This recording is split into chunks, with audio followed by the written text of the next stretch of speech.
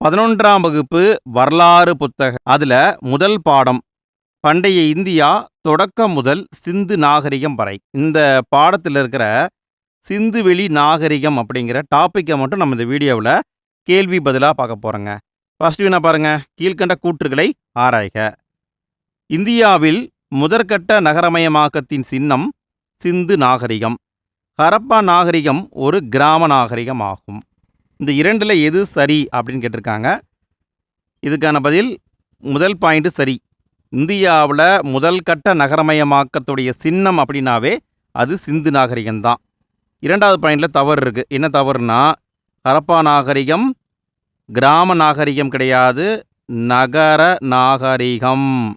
நல்லா கவனிங்க, ஹரப்பா நாகரிகம் என்பது நகர நாகரிகம். அப்போ விடைன்னு பார்த்தீங்கன்னா கூற்று ஒன்று மட்டும் சரி என்பதுதான் ஆன்சர். அடுத்த வினா பாருங்க, பொறுத்துக. இப்படியும் கேட்பாங்க, காலத்தை கரெக்டாக பொறுத்து சொல்லுவாங்க. இதுக்கான பதில் எல்லாமே கிறிஸ்து பிறக்கிறதுக்கு முன்னாடி நடந்ததுங்க. 7000 முதல் 3000 வரைக்கும் புதிய கற்கால கிராமங்களுடைய தோற்றம் நடந்திருக்கு. 3000 முதல் 2600 வரைக்கும் தொடக்க கால ஹரப்பா. 2600 முதல் 1900 வரைக்கும் முதிர்ச்சி அடைந்த ஹரப்பா. 1900 1700 வரைக்கும் பிந்தைய ஹரப்பா. அடுத்த வினா பாருங்க, சரியான கூற்றை கண்டறிக. கூற்று சிந்துவெளி நாகரிகம் ஹரப்பா நாகரிகம் எனவும் அழைக்கப்படுகிறது. காரணம், லாகூரிலிருந்து முல்தானுக்கு தேசிய நெடுஞ்சாலை பாதை அமைப்பதற்காக ஹரப்பா அளிக்கப்பட்டது. இதுக்கான பதில்னு பார்த்தீங்கன்னா கூற்று சரி. சிந்துவெளி நாகரிகத்தை ஹரப்பா நாகரிகம் அப்படின்னும் அழைக்கிறாங்க. ஆனால் காரணத்தில் தப்பு இருக்குது. என்ன தப்பு? லாகூர்லேருந்து முல்தானுக்கு ரயில் பாதை அமைச்சாங்க. ரயில் பாதை அமைச்சாங்க. அப்போ தான் ஹரப்பா நாகரிகத்துடைய இடிபாடுகளை பிரிச்சிட்டாங்க. அப்போ தான் நமக்கு தெரிய வருது இப்படி ஒரு நாகரிகம் இருந்திருக்கு அப்படின்ட்டு. ஸோ அப்போ பார்த்தீங்கன்னா கூற்று மட்டும் சரிங்க, அல்லது கூற்று ஒன்று மட்டும் சரி. சரிங்களா? கூற்று மட்டும் சரி என்பதுதான் கரெக்டு. அடுத்து 4வது வினா, ஹரப்பாவிற்கு முதலில் கிபி 1826 வந்தவர் யார்? ஹரப்பாவை ஃபஸ்ட்டு தெரிஞ்சுக்கிட்டு அங்கே ஆராய்ச்சி பண்ண வந்தவர். இதுக்கான பதில் சார்லஸ் மேசன். இதுக்கான பதில் சார்லஸ் மேசன் என்பது கரெக்டு. அவர் தான் ஃபஸ்ட்டு ஹரப்பாவுக்கு 1826 வந்திருக்காரு. அடுத்து 5வது வினா பாருங்க, 1831 அம்ரி என்னும் ஹரப்பா பண்பாடோடு தொடர்புடைய இடத்துக்கு வந்தவர் யார்? ஹம்ரி அப்படிங்கிறது ஹரப்பா பண்பாடோடு தொடர்புடைய ஒரு இடம். அந்த இடத்துக்கு 1831 வந்தவர் யார்? இதுக்கான பதில் அலெக்சாண்டர் பர்ன்ஸ். அலெக்சாண்டர் பர்ன்ஸ் வந்திருக்காரு. அடுத்த வினா பாருங்க, 1853 1856 1875 3 முறை ஹரப்பாவிற்கு வந்தவர் யார்? 3 முறை வந்திருக்காருங்க. 1853 1856 1875. இந்த 3 ஆண்டுகளில் ஹரப்பாவிற்கு வந்தவர் யாருன்னு கேட்டிருக்காங்க. வந்தவர் அலெக்சாண்டர் கன்னிங்காம். Alexander Cunningham. அடுத்த வினா பாருங்க, 1940களில் ஹரப்பாவில் அகலாய்வுகள் நடத்தியவர் யார்? 1940 நடத்தியிருக்காங்க. யார் அப்படின்னா ஆர்இஎம் வீலர். REM wheeler. அடுத்து 8வது வினா பாருங்க, இந்திய தொல்லியல் அளவீட்டுத் துறையின் முதல் அளவையாளர் யார்? இந்திய தொல்லியல் அளவீட்டுத் துறையுடைய முதல் அளவையாளர். இதுக்கான பதில் அலெக்சாண்டர் கன்னிங்காம் என்பது கரெக்டு. இவர் தான் முதல் அளவையாளர். இந்திய தொல்லியல் அளவீட்டுத்துறை இதை ஏஎஸ்ஐ அப்படின்னு குறிப்பிடுவாங்க. இது எங்கே இருக்குன்னா 6ஆம் வகுப்பில் இருக்குதுங்க. ஒரு பாக்ஸ் கண்டென்ட்டாக கொடுத்துருக்காங்க. நீங்கள் படிச்சிருப்பீங்கன்னு நான் நினைக்கிறேன். இதை டைரெக்டாக எக்ஸாமில் கேட்டிருந்தாங்க ஃப்ரெண்ட்ஸ். இந்த ஏஎஸ்ஐயுடைய ஹெட் ஆஃபீஸ் எங்கே இருக்குங்க? டெல்லியில் இருக்குது. இது எப்பொழுது உருவாக்கப்பட்டது? நீங்கள் படிச்சிருக்கீங்க அப்படின்னா அதுக்கான பதிலை கமெண்ட்டில் பதிவு பண்ணுங்கள். ஏஎஸ்ஐ அதாவது இந்திய தொல்லியல் அளவீட்டுத்துறை எப்பொழுது உருவாக்கப்பட்டது? இது உங்களுக்கான கேள்வி. கமெண்ட்டில் பதில் போட்டுவிடுங்க. அடுத்து 9வது கேள்வியை பாருங்கள். ஹரப்பாவின் முக்கியத்துவத்தையும் அதன் நாகரிகத்தையும் உணர்ந்து அங்கு ஆய்வு நடத்த காரணமாக இருந்தவர் யார்? ஹரப்பாவுடைய முக்கியத்துவத்தையும் அதன் நாகரிகத்தையும் உணர்ந்து கொண்டு அங்கு ஆய்வு நடத்த காரணமாக இருந்தவர் sir John marshal. Sir John marshal. அடுத்து 10வது என்ன பாருங்க, ஹரப்பாவின் எல்லைகளை பொறுத்துக. ஹரப்பாவுக்கு 4 பக்கமும் எல்லை இருந்திருக்கு. இதுக்கான பதில் மேற்கு பகுதியில் எல்லையாக இருந்தது பாகிஸ்தான் ஈரானுடைய எல்லையில் இருக்கிற சர்காஜண்டர் குடியிருப்பு. வடக்கு பகுதியில் எல்லைன்னு பார்த்தீங்கன்னா ஆப்கானிஸ்தானில் இருக்கிற சார்ட்டுகை. கிழக்கு பகுதின்னு பார்த்தீங்கன்னா உத்தரப்பிரதேசில் இருக்கிற ஆலம்கீர்பூர். தெற்கு பகுதி அப்படின்னா மகாராஷ்டிராவில் இருக்கிற தைமாபாத். அடுத்து 11வது என்ன பாருங்க, சிந்து நாகரிகமும் அதன் பண்பாடும் இந்தியாவிலும் பாகிஸ்தானிலும் மொத்தம் எத்தனை மில்லியன் சதுர கிலோமீட்டர் பரப்பளவில் அமைந்துள்ளது? சிந்து நாகரிகமும் அதன் பண்பாடும் இந்தியாவிலையும் இருக்குது, பாகிஸ்தான்லையும் இருக்குது. எத்தனை சதுர கிலோமீட்டர் பரப்பளவில் இருக்குதுன்னு கேட்டிருக்காங்க. இதை எக்ஸாமில் கேட்டிருக்காங்க ஃப்ரெண்ட்ஸ். டிஎன்பிஎஸ்சி எக்ஸாமில் வந்த வினா. இதற்கான பதில் 1.5 மில்லியன் சதுர கிலோமீட்டர்கள். 1.5 மில்லியன் சதுர கிலோமீட்டர்கள். அடுத்து 12வது வினா பாருங்க, சிந்துவெளி நாகரிகத்தின் பகுதிகள் இந்தியாவில் அமைந்துள்ள மாநிலங்கள் எவை? இந்தியாவிலையும் இருக்குது, பாகிஸ்தான்லையும் இருக்குன்னு பார்த்தோமா. அப்போ இந்தியாவில் எந்தெந்த மாநிலங்களில் இருக்குது அப்படின்னு கேட்குறாங்க. இதுக்கான பதில் குஜராத்தில் இருக்குது, ராஜஸ்தானில் இருக்குது, ஹரியானாவில் இருக்குது, மத்திய பிரதேசத்தில் இல்லை. மத்திய பிரதேசத்தில் இல்லை. அடுத்து 13வது என்ன பாருங்க, பொறுத்துக. அதாவது முக்கியமான இடங்கள் இருக்கும் இல்லைங்களா, அந்த இடங்கள் இப்போ எங்கே இருக்குது அப்படின்னு கேட்குறாங்க. இதுக்கான பதில் ஹரப்பா அப்படிங்கிறது பாகிஸ்தானில் பஞ்சாப் மாகாணத்தில் இருக்குது. மொகஞ்சதோரோ அப்படிங்கிறது பாகிஸ்தானில் சிந்து மாகாணத்தில் இருக்குது. காளிபங்கன் அப்படிங்கிறது ராஜஸ்தானில் இருக்குதுங்க. காளிபங்கன் ராஜஸ்தானில் இருக்குது. பனாவாலி அப்படிங்கிறது ஹரியானாவில் இருக்குது. இந்த லொக்கேஷன் முக்கியங்க, இதையும் எக்ஸாமில் கேட்பாங்க. அடுத்து 14வது வினா பாருங்க, குஜராத்தில் இல்லாத ஹரப்பா ஆய்விடம் எது? கீழே இருக்கிற 4 இடங்களில் 3 இடங்கள் குஜராத்தில் இருக்குது, 1 குஜராத்தில் இல்லை. அது என்னன்னு கேட்குறாங்க. இதற்கான பதில் டோலவீரா, லோத்தல், சுர்கோட்டடா. இந்த 3ம் குஜராத்தில் இருக்குது. காளிபங்கன் எங்கே இருக்குங்க? காளிபங்கன் குஜராத்தில் இல்லை, இங்கே தானே பார்த்தோம், ஞாபகம் இருக்கா? காளிபங்கன் அப்படிங்கிறது ராஜஸ்தானில் இருக்குது. காளிபங்கன் ராஜஸ்தானில் இருக்குது. அடுத்து 15வது வினா பாருங்க, பனாவாலி, ராக்கிஹர்கி இந்த இடங்கள் உள்ள இடம் எதுன்னு கேட்டிருக்காங்க. இந்த 2 இடமும் எந்த மாநிலத்தில் இருக்குன்னு கேட்குறாங்க. பனாவாலி, ராக்கிஹர்கி இந்த 2 எங்கே இருக்குதுன்னா ஹரியானாவில் இருக்குதுங்க. பனாவாலியும் ராக்கிஹர்கியும் ஹரியானாவில் இருக்குது. அடுத்து 16வது வினா பாருங்க, ஹரப்பா மக்களுடைய வீடுகளை பற்றி கேட்குறாங்க. ஹரப்பா மக்கள் சுட்ட சுடாத செங்கற்களை பயன்படுத்தினர். நகரங்கள் வட்ட வடிவமைப்பை கொண்டிருந்தன. வீடுகள் சேற்று மண்ணாலான செங்கற்களாலும் கழிவுநீர் வடிகால்கள் சுட்ட செங்கற்களாலும் கட்டப்பட்டன. வீடுகள் ஒன்றுக்கு மேற்பட்ட தளங்களை கொண்டிருந்தன. இதில் சரின்னு பார்த்தீங்கன்னா முதல் பாயிண்ட் சரி. ஹரப்பா மக்கள் சுட்ட செங்கலையும் பயன்படுத்தியிருக்காங்க, சுடாத செங்கலையும் பயன்படுத்தியிருக்காங்க. 2வது பாயிண்ட் தவறு. நகரங்கள் அப்படிங்கிறது வட்ட வடிவம் கிடையாது. நகரங்கள் சட்டக வடிவம் சொல்லுவாங்க. சட்டக வடிவம் அந்த வடிவத்தில் இருந்திருக்கு. 3வது பாயிண்ட் சரி. வீடுகளை சேற்று மண்ணாலான செங்கலை கட்டியிருக்காங்க. கழிவுநீர் வடிகால்களை சுட்ட செங்கற்களை பயன்படுத்தி கட்டியிருக்காங்க. 4வது பாயிண்ட்டும் சரி. வீடுகளை ஒன்றுக்கு மேற்பட்ட தளங்கள் இருந்திருக்கு. அப்போ விடைன்னு பார்த்தீங்கன்னா 1, 3, 4 சரி. 1, 3, 4 சரி. அடுத்து 17வது வினா பாருங்க, ஓர் உயர்ந்த மேடை மீது நன்கு திட்டமிட்டு கட்டப்பட்ட நகரம் எது?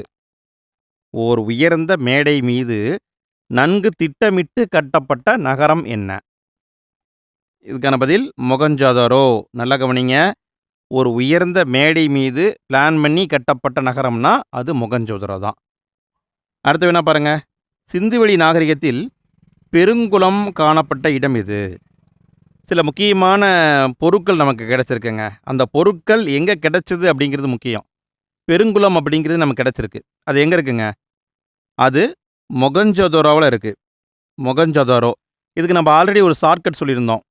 அதாவது முகத்தை குளத்துல போய் கழுவிட்டு வா அப்படின்னு நம்ம சொல்லியிருந்தோம். ஸோ இதை ஞாபகம் வச்சுக்கோங்க. குளம் அப்படின்னாவே அது மொகஞ்சதாரோவில் தான் இருக்கு. அடுத்த வினா பாருங்க, 19வது வினா. பெருங்குளத்தின் எந்த பக்கத்திலும் படிக்கட்டுகள் அமைந்துள்ளன? ஒரு பெருங்குளம் இருக்குன்னு பார்த்தோம் இல்லைங்களா? அந்த பெருங்குளத்தில் படிக்கட்டுகள் அமைச்சிருக்காங்க. 2 பக்கத்தில் படிக்கட்டுகள் அமைச்சிருக்காங்க. இதுக்கான பதில் வடக்கு பக்கத்துலேயும் தெற்கு பக்கத்துலேயும் படிக்கட்டுகள் அமைச்சிருக்காங்க. வடக்கு பக்கத்துலையும் இருக்கு, தெற்கு பக்கத்துலையும் இருக்கு. அடுத்து 20வது வினா பாருங்க. ஹரப்பா மக்களின் வேளாண்மை பற்றி ஆராய்க. ஹரப்பா மக்கள் நிலையாக வாழ்வதற்கு, நல்ல கவனிங்க, நிலையாக வாழ்வதற்கு வேளாண்மை முக்கிய ஆதாரமாக விளங்கியது. ஹரப்பா மக்கள் ஒற்றை பயிரிடல் முறையை பின்பற்றினார்கள். இதில் சரின்னு பார்த்தீங்கன்னா ஃபஸ்ட்டு பாயிண்ட் சரி. ஹரப்பா மக்கள் நிலையாக வாழ்ந்தாங்க, அது காரணம் அவங்க செஞ்ச வேளாண்மை. 2வது பாயிண்டில் தவறு இருக்குது. ஹரப்பா மக்கள் ஒற்றை பயிரிடல் முறை கிடையாது, இரட்டை பயிரிடல் முறை. இரட்டை பயிரிடல் முறை அதான் பின்பற்றியிருப்பாங்க. பார்த்தீங்கன்னா கூற்று 1 மட்டும் சரி என்பது ஆன்சர். அடுத்து 21வது என்ன பாருங்க. ஹரப்பா மக்களின் வேளாண்மை பற்றி ஆராய்க. உழவுக்கு இரும்பாலான கலப்பையை பயன்படுத்தினர். பாசனத்திற்கு கால்வாய்களையும் கிணறுகளையும் பயன்படுத்தினார்கள். இதுக்கான பதில் 2வது பாயிண்ட் சரி. பாசனத்துக்கு கால்வாய்களை பயன்படுத்தினாங்க, கிணறுகளையும் பயன்படுத்தியிருக்காங்க. ஆனால் ஃபஸ்ட்டு பாயிண்ட் தப்பு. இவங்க கலப்பையை பயன்படுத்தியிருக்காங்க, அது கரெக்டு. ஆனால் இரும்பை பயன்படுத்தலை. ஹரப்பா மக்களின் காலம் செம்பு காலம், அவங்களுக்கு இரும்பை பற்றி தெரியாது. பார்த்தீங்கன்னா கூற்று 2 மட்டும் சரி. கூற்று 2 மட்டும் சரி. அடுத்து 22வது என்ன பாருங்க. சிந்துவெளி நாகரிகத்தில் உழுத நிலங்கள் காணப்படும் இடம். மக்கள் கலப்பையை வச்சு உழுதுருக்காங்க, அந்த இடம் நமக்கு கிடச்சிருக்கு, தோண்டி எடுத்திருக்காங்க. அது இப்போ எங்கே இருக்குது அப்படின்னு கேட்குறாங்க. இதுக்கான பதில் உழுத நிலம் காளிபங்கனில் இருக்குது. காளிபங்கன் எங்கே இருக்குங்க? ராஜஸ்தானில் இருக்குது. அங்கே தான் உழுத நிலங்கள் இருக்கிறது. அடுத்து 23வது என்ன பாருங்க. ஹரப்பா மக்கள் அறியாத விலங்கு என்ன? இதை பலமுறை எக்ஸாமில் கேட்டிருக்காங்க ஃப்ரெண்ட்ஸ். ஹரப்பா மக்களுக்கு தெரியாத ஒரு விலங்கு இருக்குன்னா அது குதிரை தான். குதிரையை பற்றி ஹரப்பா மக்களுக்கு தெரியாது. அடுத்து 24வது வினா பாருங்க.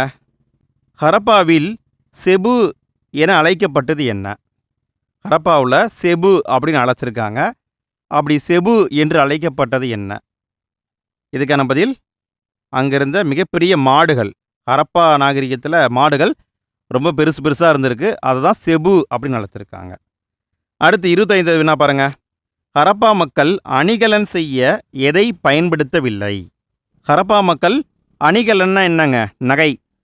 நகை செய்ய எதை பயன்படுத்தலை அப்படின்னு கேட்குறாங்க. அவங்க வெண்கலத்தை பயன்படுத்தினாங்க, தங்கத்தை பயன்படுத்தினாங்க, செம்பை பயன்படுத்தினாங்க, ஸ்டியடைட்டை பயன்படுத்தினாங்க. அனைத்துமே சரி என்பது ஆன்சர். இங்கே தவறு எதுவுமே கிடையாது. நல்லா கவனிங்க. ஹரப்பா மக்கள் தங்கத்தை கூட பயன்படுத்தியிருக்காங்க. அடுத்த வினா பாருங்க. 26வது வினா. ஹரப்பா நாகரிக கைவினை பொருட்கள் உற்பத்தி மையங்களை பொறுத்துக. ஹரப்பா நாகரிகத்தில் ஒவ்வொரு இடமும் ஒவ்வொன்றுக்கு பெயர் பெற்றிருக்கு, அதை கரெக்டாக பொறுத்து சொல்கிறாங்க. சங்குக்கு பெயர் பெற்ற இடம் நாகேஸ்வர் மற்றும் பாலக்கோட், இந்த 2 இடமும். வைடூரியத்துக்கு பெயர் பெற்ற இடம் சாட்டுகை. கார்னலியன் அப்படிங்கிற மணி, இந்த மணிக்கு பெயர் பெற்ற இடம் லோத்தல். ஸ்டீடைட் அப்படிங்கிற நுரைக்கல், நுரைக்கலுக்கு புகழ்பெற்ற இடம் தெற்கு ராஜஸ்தான். செம்புக்கு புகழ்பெற்ற இடம் ராஜஸ்தான் ஓமன். இந்த இடங்களை பார்த்துக்கோங்க ஃப்ரெண்ட்ஸ், கேட்க வாய்ப்பு ரொம்ப அதிகமாக இருக்குது. அடுத்து 27வது வினா பாருங்க. ஹரப்பா மக்கள் மட்பாண்டங்கள் மீது என்ன நிறங்களை பூசினர்? ஹரப்பா மக்கள் மட்பாண்டம் பண்ணியிருப்பாங்க இல்லைங்களா, அந்த மட்பாண்டங்களுக்கு மேலே என்ன வண்ணத்தை பூசினாங்க? இதுக்கான பதில் அடர் சிவப்பு நிறத்தை பூசியிருக்காங்க. அதாவது ஃபுல்லாக சிவப்பு கலரை பூசிடுவாங்க, அதுக்கு மேலே கருப்பு நிறத்தில் ஓவியம் தீட்டினாங்க. கருப்பு நிறத்தில் ஓவியம் தீட்டியிருப்பாங்க. அடுத்து 28வது வினா பாருங்க. ஹரப்பா மக்கள் மட்பாண்டங்கள் மீது வரைந்த ஓவியங்கள் என்னென்ன? ஹரப்பா மக்கள் அந்த மட்பாண்டங்கள் மேலே ஓவியங்கள் வரைஞ்சிருக்காங்க. இதுக்கான பதில் அரச இலைகளை வரைஞ்சிருக்காங்க, ஒன்றை ஒன்று வெட்டி கொள்ளும் வட்டங்களை வரைஞ்சிருக்காங்க, வடிவியல் கூறுகளை வரைஞ்சிருக்காங்க. ஆனால் மீனுடைய வடிவங்களை வரையல. மீனுடைய செதில்களை வரைஞ்சிருக்காங்க. நல்லா கவனிங்க. மீனுடைய செதில்களை தான் வரைஞ்சிருக்காங்க. அப்போ விடைன்னு பார்த்தீங்கன்னா 1, 3, 4 மட்டும் சரி. 1, 3, 4 சரி. அடுத்து 29வது வினா பாருங்க. ஹரப்பா மக்கள் கருவிகள் செய்ய பயன்படுத்தியவை எவை? ஹரப்பா மக்கள் கருவிகளை செய்ய எதை பயன்படுத்தினாங்கன்னு கேட்குறாங்க. இதுக்கான பதில் அவங்க செம்பை பயன்படுத்தினாங்க, எலும்பை பயன்படுத்தினாங்க, தந்தத்தை பயன்படுத்தினாங்க, இரும்பை பயன்படுத்தலை. ஹரப்பா மக்களுக்கு தெரியாத ஒரு உலோகம் அப்படின்னா இரும்பு தாங்க. அப்போ விடைன்னு பார்த்தீங்கன்னா 1, 3, 4 சரி. அடுத்து 30வது என்ன பாருங்க. டேஸ் எனப்படும் படிக கல்லில் செய்யப்பட்ட கத்திகளை ஹரப்பா மக்கள் பயன்படுத்தினார்கள். ஹரப்பா மக்கள் எந்த படிக கல்லால் செய்யப்பட்ட கத்திகளை பயன்படுத்தினார்கள்? இதுக்கான பதில் ரோரி செர்ட் அப்படின்னு ஒன்று இருக்குங்க. ரோரி செர்ட் இந்த படிக கல்லால் செய்யப்பட்ட கத்திகளை பயன்படுத்தியிருக்காங்க. அடுத்து 31வது வினா பாருங்க. நடனமாடும் வெண்கல பெண் சிலை எந்த இடத்தில் உள்ளது? முன்னாடி என்ன பார்த்தோம்? பெருங்குளம் பார்த்தோமா? பெருங்குளம் எங்கே இருக்குங்க? பெருங்குளம் மொகஞ்சதாரோவில் இருக்கு. நடனமாடும் வெண்கல பெண் சிலையும் மொகஞ்சதாரோவில் தான் இருக்கு. நடனமாடும் பெண் சிலை குறிப்பாக நல்லா கவனிங்க. வெண்கலத்தால் செய்யப்பட்ட சிலை இது எங்கே இருக்குங்க? மொகஞ்சதாரோவில் இருக்கு. அடுத்து 32வது வினா பாருங்க. ஹரப்பா மக்களுக்கு எந்த மக்களுடன் நெருக்கமான வணிக தொடர்பு இருந்தது? ஹரப்பா மக்களுக்கு எந்த பகுதி மக்களுடன் நெருக்கமான வணிக தொடர்பு இருந்தது? இதுக்கான பதில் மெசபடோமியா. ஹரப்பா மக்களும் மெசபடோமியர்களும் நெருக்கமாக வணிக தொடர்பு வச்சிருந்திருக்காங்க. அடுத்து 33வது வினா பாருங்க. ஹரப்பாவை சேர்ந்த முத்திரைகளும் பொருட்களும் கிடைத்துள்ள சுமேரிய நாகரிகம் நிலவிய இடங்களில் சரியானது. சுமேரிய நாகரிகம் அப்படிங்கிறது முற்காலத்தில் இருந்திருக்குங்க. இப்போ அது பார்த்தீங்கன்னா பல நாடுகளாக உடைந்து விட்டது. அந்த சுமேரிய நாகரிகத்தில் ஹரப்பாவை சேர்ந்த முத்திரைகளும் பொருட்களும் கிடைத்திருக்கு. இது எந்தெந்த பகுதியும் கேட்டிருக்காங்க. இதுக்கான பதில் ஓமன், பஹ்ரைன், ஈராக், ஈரான் இந்த 4 நாடுகளும் சேர்ந்தது தான் சுமேரிய நாகரிகம். நல்லா கவனிங்க. ஓமன், பஹ்ரைன், ஈராக், ஈரான் இந்த 4 நாடுகளும் சேர்ந்த பகுதி தான் சுமேரிய நாகரிகம். அங்கே ஹரப்பாவுடைய முத்திரைகளும் பொருட்களும் கிடைச்சிருக்கு. அப்போ விடைன்னு பார்த்தீங்கன்னா அனைத்தும் சரி. அடுத்து 34வது வினா பாருங்க. மெசபடோமியாவுக்கும் ஹரப்பாவுக்கும் இடையே தொடர்புகளை குறிப்பிடும் கல்வெட்டு குறிப்பு என்ன? மெசபடோமியர்களும் ஹரப்பா மக்களும் வணிக தொடர்பு பண்ணியிருப்பாங்க இல்லைங்களா? அந்த தொடர்பை குறிப்பிடும் கல்வெட்டு குறிப்பு என்னன்னு கேட்டிருக்காங்க. இதுக்கான பதில் கியூனிஃபார்ம் கல்வெட்டு குறிப்பு. கியூனிஃபார்ம் கல்வெட்டு குறிப்பு. அடுத்து 35வது வினா பாருங்க. ஹரப்பா மக்களின் வணிகம் பற்றி ஆராய்க. கியூனிஃபார்ம் குறிப்புகளில் காணப்படும் மெலுகா என்னும் சொல் சிந்து பகுதியை குறிக்கிறது. ஹரப்பாவைச் சேர்ந்த முத்திரைகள், எடைக்கற்கள், தாய கட்டைகள், மணிகள் மெசபடோமியாவில் கண்டெடுக்கப்பட்டன. இதற்கான பதில் பார்த்தீங்கன்னா கூற்று 2மே சரிங்க. நல்லா கவனிங்க. கியூனிஃபார்ம் குறிப்புகளில் மெலுகா அப்படிங்கிற ஒரு வார்த்தை இருக்குது. அந்த வார்த்தை சிந்து பகுதியை குறிக்கிற மாதிரி இருக்குது. ஹரப்பாவை சேர்ந்த முத்திரை, எடைக்கல், தாயக்கட்டைகள் நல்லா கவனிங்க. தாயக்கட்டையை கூட வச்சுருந்துருக்காங்க பாருங்கள். தாயக்கட்டைகள், மணிகள் எல்லாமே மெசபடோமியாவில் கிடச்சிருக்கு. 2ம் சரிங்க. அடுத்து 36வது வினா பாருங்க. ஹரப்பாவில் செய்யப்பட்ட ஜாடி கண்டெடுக்கப்பட்டுள்ள இடம். ஹரப்பாவில் ஒரு ஜாடியை பண்ணியிருக்காங்க. அந்த ஜாடி வேறொரு நாட்டில் கிடச்சிருக்கு. இதுக்கான பதில் ஓமனில் கண்டுபிடிச்சிருக்காங்க. ஹரப்பாவில் செய்யப்பட்ட ஜாடியை ஓமன் நாட்டில் கண்டுபிடிச்சிருக்காங்க. அடுத்து 37வது வினா பாருங்க. ஹரப்பா மக்களுடைய எடைக்கற்களை பற்றி ஆராய்க. எடைக்கற்கள் வட்ட வடிவத்தில் படிக கல்லில் செய்யப்பட்டிருந்தன. அவர்கள் இரும எண் முறையை பின்பற்றினார்கள். இதற்கான பதில் 2வது பாயிண்ட் சரி. அவர்கள் இரும எண் முறையை பயன்படுத்தினாங்க. ஓகே. ஆனால் ஃபஸ்ட்டு பாயிண்ட் தப்பு இருக்கு. எடைக்கற்கள் வட்ட வடிவம் கிடையாது. அவங்க பயன்படுத்தின இடைக்கற்கள் கனசதுரங்க. கனசதுரம் இந்த வடிவத்தில் இருந்திருக்கும். பார்த்தீங்கன்னா கூற்று 2 மட்டும் சரி. 2 மட்டும் சரி. அடுத்து 38வது வினா பாருங்க. ஹரப்பாவில் 16 விகிதம் கொண்ட சிறிய எடை அளவீடு டேஸ் என கணக்கிடப்பட்டுள்ளது. ஹரப்பா மக்கள் பயன்படுத்தியிருப்பாங்க இல்லைங்களா, அவங்க பயன்படுத்திய 16 விகிதம் கொண்ட ஒரு சிறிய எடை அளவீடு அது எத்தனை கிராம் வெயிட் இருக்கு அப்படின்னு பார்த்தீங்கன்னா 13.63 கிராம் வெயிட் இருக்குங்க. 13.63 கிராம் வெயிட். அடுத்து 39 வினா பாருங்க. இன்றைய அளவீட்டில் 1 இன்ச் என்பது எத்தனை சென்டிமீட்டராக கொள்ளும் விகிதத்தில் ஹரப்பா மக்கள் அளவுகோலை பயன்படுத்தி உள்ளனர். ஹரப்பா மக்கள் அளவுகோலை பயன்படுத்தியிருக்காங்க, ஸ்கேலை பயன்படுத்தியிருக்காங்க. அவங்க 1 இன்ச்சு அப்படிங்கிறத பயன்படுத்தியிருப்பாங்க இல்லைங்களா, அந்த 1 இன்ச்சு இன்னைக்கு அளவில் எத்தனை சென்டிமீட்டர் அப்படின்னு பார்த்தீங்கன்னா 1.75 சென்டிமீட்டர். அவங்க 1 இன்ச்சு பயன்படுத்தியிருப்பாங்க இல்லைங்களா, அந்த 1 இன்ச்சு அப்படிங்கிறது 1.75 சென்டிமீட்டராக இருக்குது. அடுத்து 40 என்ன பாருங்க. ஹரப்பா மக்களின் முத்திரைகள் எந்தெந்த பொருட்களால் ஆனவை. ஹரப்பா மக்கள் நிறைய முத்திரைகளை பயன்படுத்தியிருக்காங்க இல்லைங்களா, அந்த முத்திரைகள் எந்தெந்த பொருட்களால் செய்யப்பட்டிருக்கு அப்படின்னு கேட்குறாங்க. ஸ்டீயேடைட்டில் பண்ணியிருக்காங்க, செம்பால் பண்ணியிருக்காங்க, சுடுமண்ணால் பயன்படுத்தியிருக்காங்க, தந்தத்தால் பண்ணியிருக்காங்க. அனைத்தும் சரி என்பது ஆன்சர். நல்லா கவனிங்க, முத்திரையை தந்தத்தால் பண்ணியிருக்காங்க. அடுத்து 41வது வினா பாருங்க. ஹரப்பா நாகரிக பகுதிகளில் எத்தனைக்கும் மேற்பட்ட எழுத்து தொடர்கள் கொண்ட முத்திரைகள் ஆவணப்படுத்தப்பட்டுள்ளன. ஹரப்பா நாகரிக பகுதிகளில் நிறைய முத்திரைகள் நமக்கு கிடைச்சிருக்கு. அந்த முத்திரையில் பார்த்தீங்கன்னா எழுத்து தொடர்கள் இருக்குது. இது வரைக்கும் பார்த்தீங்கன்னா 5000 எழுத்து தொடர்களை ஆவணப்படுத்தியிருக்காங்க. 5000. அடுத்து 42வது வினா பாருங்க. ஹரப்பாவில் கிடைத்தவற்றில் மிக நீளமானதாக கருதப்படும் எழுத்து தொடர் எத்தனை குறியீடுகளை கொண்டுள்ளது. ஹரப்பா மக்கள் பயன்படுத்தியது எல்லாமே குறியீடுங்க, அதாவது சிம்பிள். ஒரு முத்திரையில் ஒரு குறிப்பிட்ட அளவுக்கு சிம்பிள் இருக்கும் இல்லையா, அப்போ மிக நீளமான அந்த தொடரில் எத்தனை சிம்பிள் இருக்குன்னா 26 குறியீடு இருக்குதுங்க. 26 குறியீடுகள் இருக்குது. அடுத்து 43வது வினா பாருங்க. மொகஞ்சதரோவில் உள்ள மாக்கல் சிலை, நல்லா கவனிங்க, மாக்கல் சிலை எங்கே இருக்குங்க, மொகஞ்சதரோவில் இருக்குது. அது எதனால் செய்யப்பட்டுள்ளது. மொகஞ்சதரோவில் இருக்கிற மாக்கல் சிலை என்பது ஸ்டீயேடைட், அந்த கல்லால் செய்யப்பட்டிருக்கு, ஸ்டீயேடைட். அடுத்து 44வது வினா பாருங்க. ஸ்டீயேடைட் கல்லில் அமைந்த மதகுரு இந்த சிலையும் செம்பாலான நடனமாடும் பெண் சிலை இரண்டும் ஹரப்பா நாகரிகத்தில் கிடைத்த இடம் எது. இதுக்கான பதில் உங்களுக்கே தெரியும், முன்னாடியே பார்த்துட்டோம். மொகஞ்சதரோவில் தான் கிடச்சிருக்கு. நல்லா கவனிங்க, வெண்கல சிலை மொகஞ்சதரோவில் இருக்குது.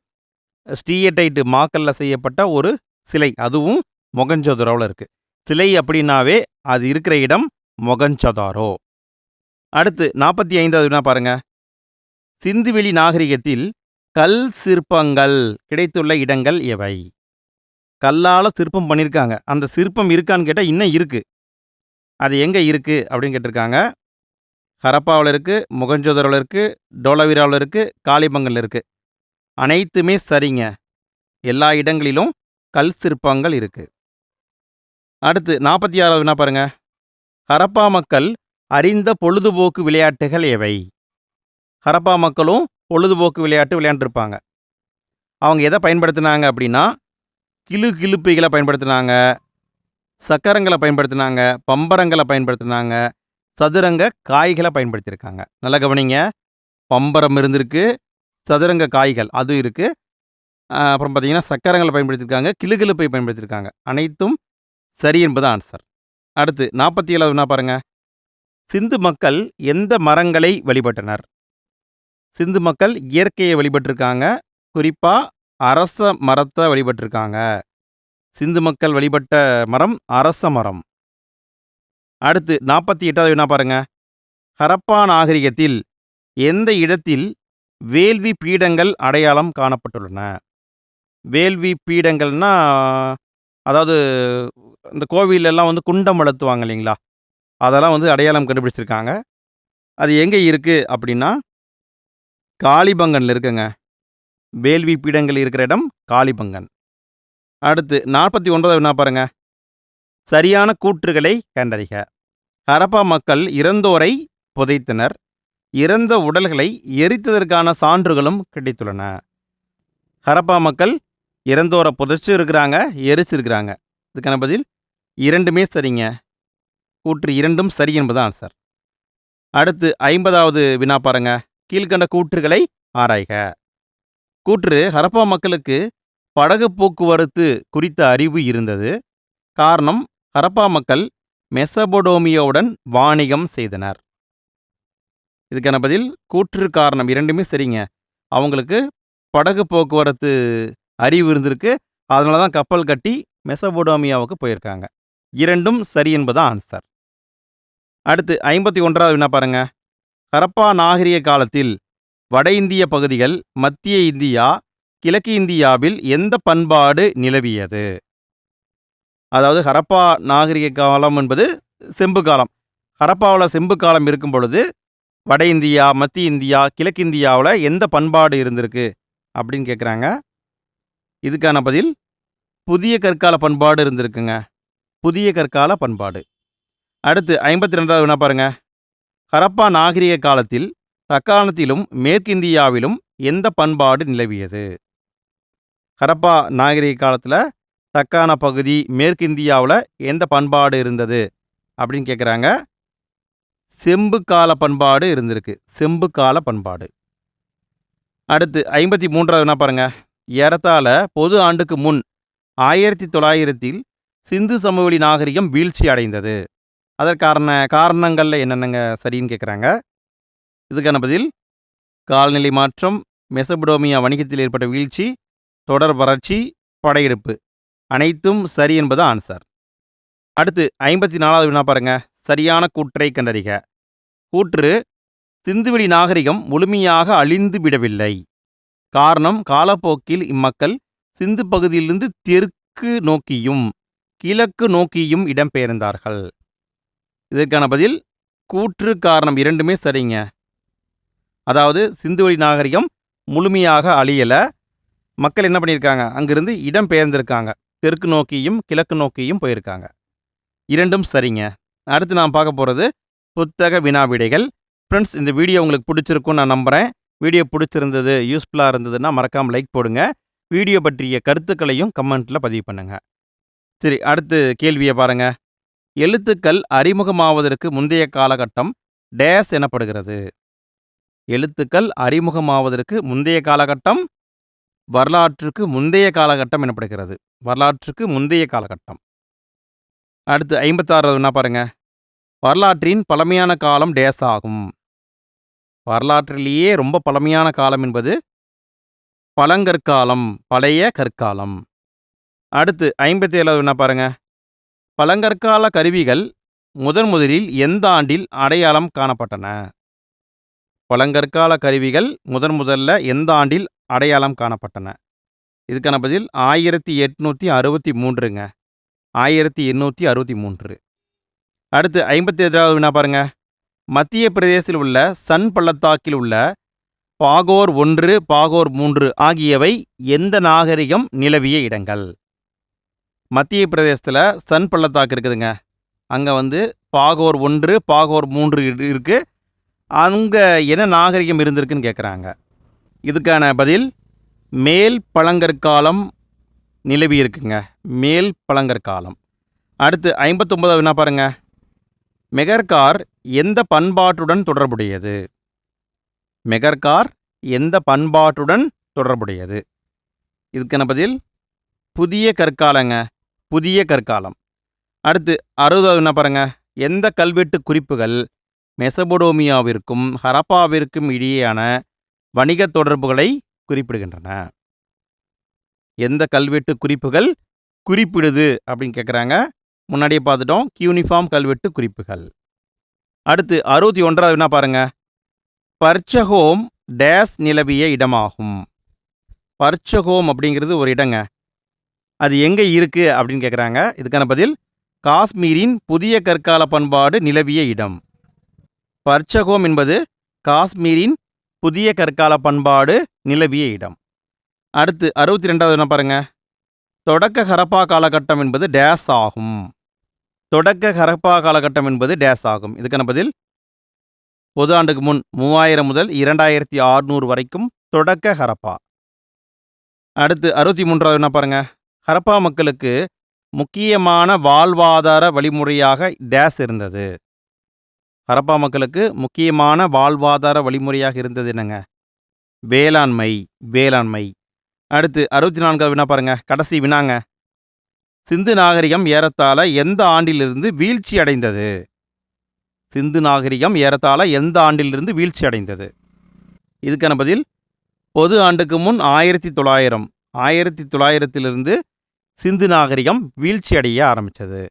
சிந்துவெளி நாகரிகத்துக்கு நாம்ளே ஷார்ட் நோட்ஸ் வீடியோ போட்டிருக்கோம். ரொம்ப யூஸ்ஃபுல்லாக இருக்கும். அதை நீங்கள் பார்க்கணுன்னா எண்டு ஸ்க்ரீனில் கொடுக்குறேன். ஃபஸ்ட்டு கமெண்ட்லேயும் லிங்க் கொடுக்குறேன். மறக்காமல் பார்த்துருங்க. அடுத்த வீடியோவில் மீண்டும் சந்திப்போம்.